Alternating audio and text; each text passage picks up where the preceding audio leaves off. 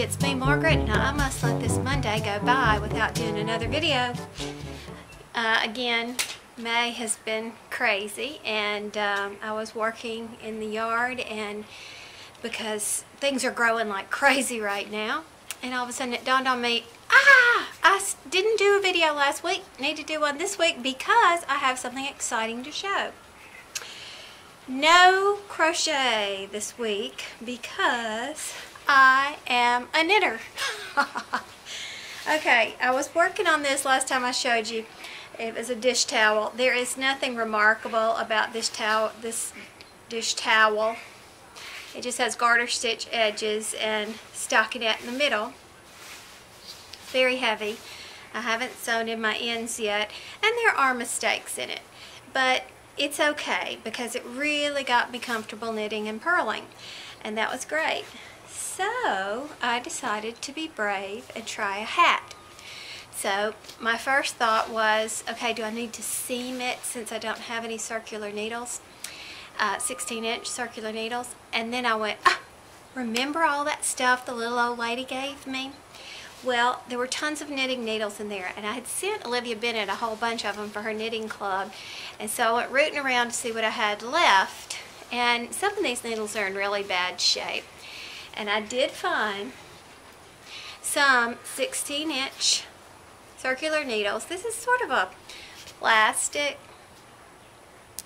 kind of angled, you see, but it had stuff stuck on it like rubber bands where they were trying to keep it all together. So I picked all that dried rubber band off and used some glue off, you know, the stuff you did take sticky stuff off, and they're smooth as they can be, so they worked.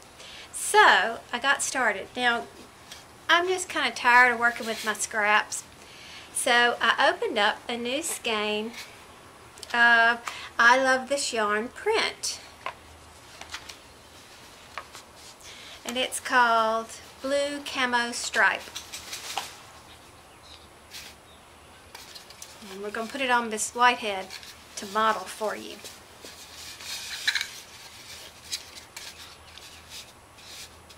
Dun da da!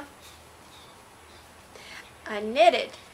I made a hat, and I did a really good job, if I do say so myself. Now the reason I can brag on myself is because I have tried to do this for so long, and finally it has just clicked. And you saw my progress with the dishcloths. Not very impressive, but finally when it just kind of clicked, I was like, look, I can do this. So now basically all this is knit, knit, purl, knit, knit, purl, knit, knit, purl, knit, knit, purl. We will rock you.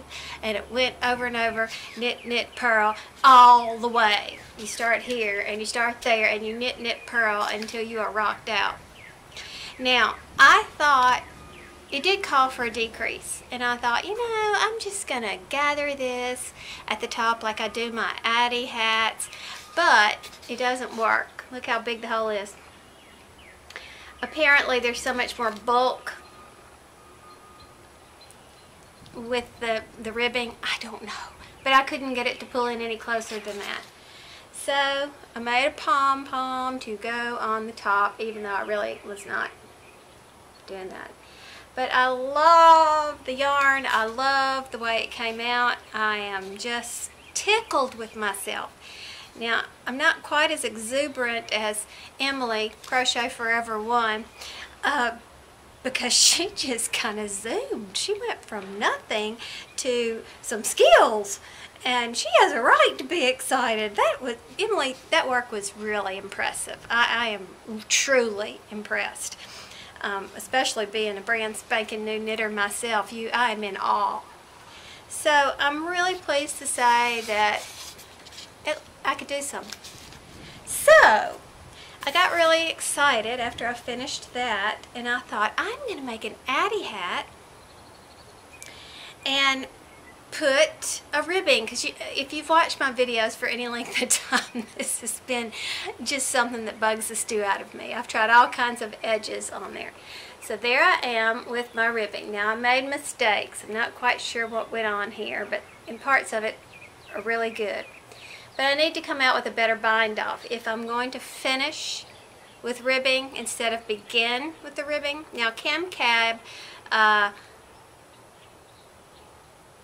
427-24127, I don't know, I'll put the link here. She Cheryl is her name, and she did a video on how to go ahead and do your ribbing and then attach that ribbing to the Addi machine to take it from there. Now I could do that, and then you'd have plenty of stretch around the edges like this has right here. But I know that there has to be a bind off that's stretchier than the regular old bind off that I did here. I think I've seen one even that's called super stretchy bind off or some such thing. So I really need to look into that. This is still attached to the ball because I'm going to rip it out because nobody can wear it like this. I mean, that's it. So if you know what bind off I need to be using, if you wouldn't mind putting it in the comment section, I would appreciate it. And I will look up a YouTube video to teach me how to do that. Because I know it can be done. I believe this is the very thing that Jen does. Jen likes yarn. And so I know it can be done after the fact, not before and then put it on the machine. It was just, seemed to me, I was just being lazy.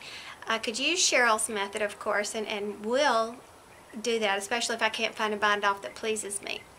But when you do your ribbing after, all you do is put on your waste yarn and then slide your needles in. And it was very easy to get started. So that's where I am with that. Now, as a little segue to this being blue camo stripe, May is Military Appreciation Month. And ironically, I just had a good friend retire from the military. He had been in the Air Force, and then he flies for American, and he was doing the Air National Guard here and had been deployed, mobilized several times with all this unrest we've had going on. But anyway, he has recently retired, and that was really good. And a nice ceremony. And I was trying to find something new to watch, and I found on Netflix something called Surviving the Cut. And it's about our military's elite forces, you know, like the best of the best. They, how they're chosen, what they go through, and the percentage that make it in these upper echelons are very, very slim.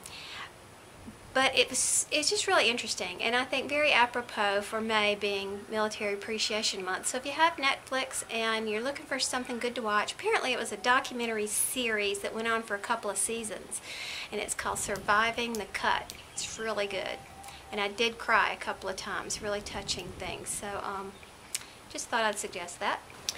So this coming week, I hope to do a little bit more knitting. Was not pleased with my double crochet sock yarn hat. I thought I was going to try to go ahead and finish that up just to let you know if it could be done with one skein, but I just don't like it as much as I like the single crochet sock yarn hat. And now that I can knit, maybe I'll go find me some little bitty skinny needles and try that. I don't know, but the May crunch is coming to a close. We got Maggie graduated last weekend, which was wonderful. And then, you know, this weekend we had the military retirement, and we had our good friend. This is a very good friend from years gone by. Tucker knew him in high school. I met him in college. We've been friends ever since. They are the reason Tucker and I are married, funny enough. And so that was a really big deal, and that was this weekend. Plus, Thomas had a tournament, and he's in the middle of exams. Now, tomorrow is his last exam, so whew, we can really, things should be letting up. So I should have a little bit more yarn time, so that's good for me. Another quick notice, I want to welcome my new subscribers, and I got a message recently, a comment recently that is something that does occur from time to time, and I wanted to kind of clarify for anybody who's new to the YouTube yarn community. There are different types of videos. Somebody had written, I like your videos, but you don't tell how to do your projects. And that is a common thing, and I can understand where that might be confusing. But in the yarn community, we have several different kinds of videos. And what this is a show and tell type video. For example, I don't demonstrate. I did tell you how I made this hat. It's just knit, knit, purl, right? And I don't demonstrate it. That would be considered a tutorial video. And while I do a few tutorials here and there, by the way, I've just been given permission to do all free patterns on the Yarnspirations site, so I might be doing some more of that. Anyway, I do tutorials from time to time, but there are plenty of people out there who are dedicated tutorial channels, and if you need any help finding something that you might be looking for specifically, leave a comment. I'll be happy to help you find some people that you might enjoy better. But in the meantime, keep in mind that there are basically three types of videos. You've got your show and tell, you've got tutorials, and you have your vlogs, which is chit chat. And a lot of times we tend to, those of us who watch the same people on a regular basis, we build up relationships with these people, so we care about what's happening in their lives. So, you know, if you might be watching somebody and like I'm talking about things that went on in my life this weekend, that's a little vlogish thrown in there too. So if you want strict tutorial videos, put me a comment in there and I'll help you find some that you like. I certainly understand that. But in the meantime, welcome to the yarn community on YouTube. We love it here. So that's all I got for this week. Hopefully I'll have a video up on time next week. I'm still watching everybody else out there, just maybe not as quickly as I once did, but our schedule's letting up and I'm looking forward to more time. Talk to you soon. Bye.